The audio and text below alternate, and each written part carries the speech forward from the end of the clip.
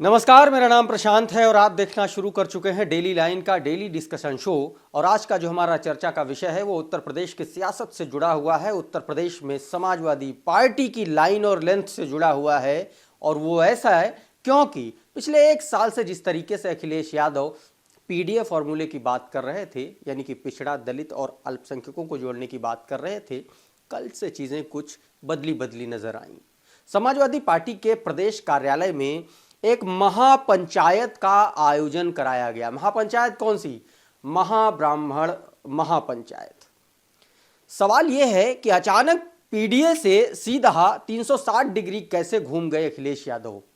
क्या जरूरत पड़ी, वो भी तब जब उन्हीं के पार्टी के राष्ट्रीय महासचिव स्वामी प्रसाद मौर्य लगातार ब्राह्मणों पर, मनुवाद पर और जो राम मंदिर को लेकर के है उस पर, चाहे वो दुर्गा माता पे बयान हो, चाहे वो लक्ष्मी माता पे बयान हो, इस तरीके के तमाम बयान वो दे रहे हैं। और उस पर भी अखिलेश यादव ने स्वामी प्रसाद मौर्य को चेताया और ये कहा कि वो गलत कर रहे हैं। इसी पर डिस्कशन करेंगे कि आने वाले चुनाव में अखिलेश यादव अपना मूड क्यों बदलने के लिए मजबूर हो रहे हैं। और इस पर चर्चा के लिए हमारे साथ हमारे सहयोगी अभिषेक पांडे जी जुड़े हुए हैं। अभिषेक जी, बहुत बहुत स्वागत है एक बार फिर से एक नए डिस्कशन में। अखिलेश यादव का अचानक से मूड बदल गया। देखिए, मैं इसको थोड़ा सा और इम्प्रोवाइज करूंगा कि अखिलेश यादव के मूड में क्या चल रहा है अभी भी ये समझ से परे है।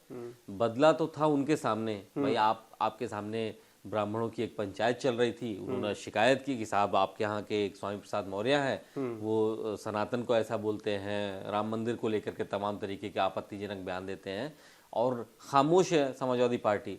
तो उन्होंने कहा कि नहीं, उनके बयान गलत हैं, उनके बयान गलत हैं। लेकिन इसके आगे उन्होंने कुछ नहीं कहा कि मैं उनको रोकूंगा, समझाऊंगा, पार्टी से निष्कासित करूंगा, बैन करूंगा या मैं डिसोन करता हूं उनके इन बयानों को। कुछ नहीं बोला उन्होंने। यानी उनके मन में क्या है अभी भी आप प्रशांत समझिए कि समझ से परे है, क्योंकि उनको पीडीए 80% दिख रहा है। जो 20% जो ए, जो दूसरा ए है जिसकी हम चर्चा करते हैं, उस ए में ये ब्राह्मण आते हैं। अभी भी शायद उनको वो सोच समझ के आगे चल रहे हैं कि कैसे बैलेंस करना है। लेकिन ये बात सही है कि अगर आप दो नाव पे चलेंगे तो एक नाव तो डूबेगी। आपको नाव तय करनी पड़ेगी अपनी कि हमको किस नाव की सवारी। मुझे याद है 2022 के विधानसभा चुनाव के दौरान काफी ये परशुराम और फरसा और पता नहीं क्या क्या उठाए घूम रहे थे, रथ चला रहे थे। उसके बाद से अचानक पीडीए आ गया। अब फिर चुनाव से पहले ये उधर ही जा रहे हैं। इतना कंफ्यूजन किस बात का है? अगर आप पीडीए पे हैं तो आप उस पर स्टिक रहिए ना। दरअसल क्या है ना कि ये वही है कि आप अपनी लाइन तय ही नहीं कर पा रहे हैं। आपको सब कुछ चाहिए और आपका फोकस, जैसे भाई बीजेपी की लाइन बहुत क्लियर है। उन्होंने साफ कह दिया कि साहब मोदी जी कहते हैं कि भाई हम टोपी नहीं लगाएंगे, बहुत स्पष्ट है। उनको पता है कि उनको टिकट नहीं देना है अल्पसंख्यकों को, खासतौर पर मुस्लिम्स को चुनाव में। बहुत बहुत लाइन क्लियर है, ये हमने देखा है। इनकी स्थिति ये है समाजवादी पार्टी की, इनको पीडीए को पूरा फोकस करना है, लेकिन जो ए है उसको भी नहीं छोड़ सकते हैं। तो इस चक्कर में पूरा खिचड़ी हो जाता है। पिछली बार हमने देखा कि जब ब्राह्मण सम्मेलन बुलाने जाने शुरू किए गए तो तमाम आयोजन का जिम्मा दे दिया गया ब्राह्मण नेताओं को। लोग मूर्ति लगा रहे हैं, फरसा लगा रहे हैं, सम्मेलन कर रहे हैं, लेकिन वही ब्राह्मण नेता बाद में शिकायत भी कर रहे थे, नाराज थे, पीठ पीछे कहते थे ये बात, हम लोगों से कहते थे, पत्रकारों से कहते थे कि हम लोग कार्यक्रम कर रहे हैं लेकिन अखिलेश यादव का सहभागिता उसमें नहीं है, पूरा फुल पार्टिसिपेशन नहीं दिख रहा है। यानी वो शिद्दत से, यानी वो उसमें अपनी पूरी ताकत नहीं दिखा रहे हैं, वो सिर्फ खाना पूरी कर रहे हैं कि चलो कर लो, ताकि कर नहीं पा रहे हैं। खाना पूरी हो रही है कि कहीं से कोई ये सवाल ना उठे कि ये इनको छोड़ दिया गया है। और सवाल ये भी है कि समाजवादी पार्टी के भीतर भी दो धड़े हैं ना।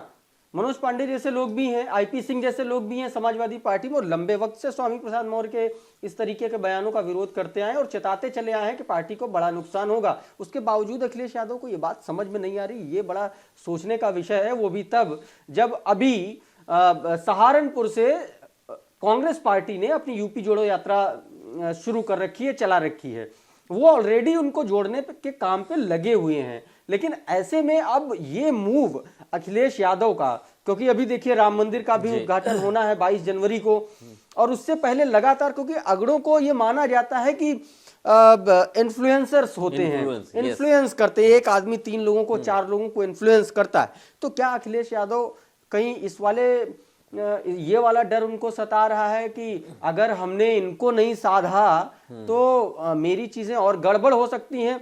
और खास तौर पर सिर्फ यादव वोट बैंक के सहारे चुनाव नहीं जीता जा सकता, और कुर्मी में ऑलरेडी भारतीय जनता पार्टी सेंध लगा चुकी है यूपी में। देखिए वो पीडीए को फोकस कर रहे हैं, लेकिन जो ए है यानी अगड़ा है, जिसमें ब्राह्मण हैं और अपर कास्ट तमाम हैं, आप देखिए कि आपको अपना फुल थ्रोट दिखाना होगा, पूरी ताकत दिखानी होगी कि ये बताने के लिए कि नहीं हम सिर्फ काम चलाऊ नहीं है, ये फुल टाइम हमारा काम है, हम सबको साथ में लेके चलते हैं।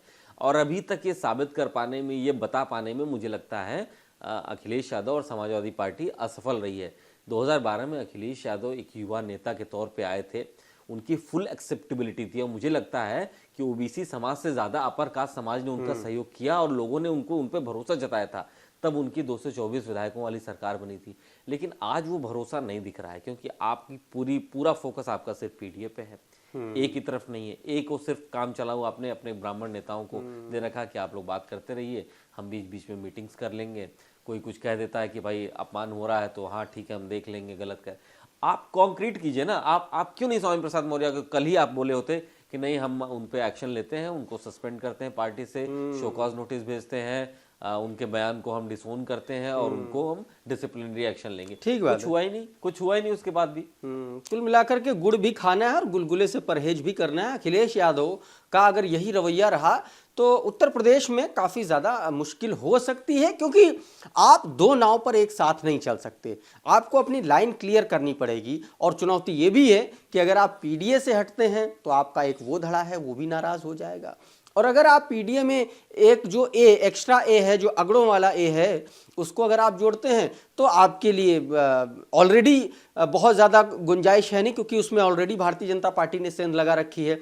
देखना होगा कि आने वाले वक्त में उत्तर प्रदेश की सियासत किस करवट बैठती है, क्योंकि भारतीय जनता पार्टी ने अपनी कैंपेनिंग शुरू कर दी है, चाहे वो राम मंदिर के आश्रय हो, चाहे वो विकसित भारत संकल्प यात्रा के आश्रय हो, चाहे वो कोई और मसला हो। कुल मिलाकर के 24 का चुनाव यूपी में बड़ा दिलचस्प होने वाला है। लेकिन आप हमको कमेंट करके जरूर बताइए कि अखिलेश यादव का जो पीडीए है और पीडीए में जो ए है, जिसमें अल्पसंख्यकों की बात वो करते हैं, जिसमें आदिवासियों की बात करते हैं, जिसमें वो अगड़ों की भी बात करते हैं, तो क्या इसमें अगड़ों वाली बात फिट बैठ रही है या नहीं बैठ रही है? 24 में इनको इसका फायदा मिलेगा या नहीं मिलेगा? आप हमें कमेंट करके जरूर बताइए।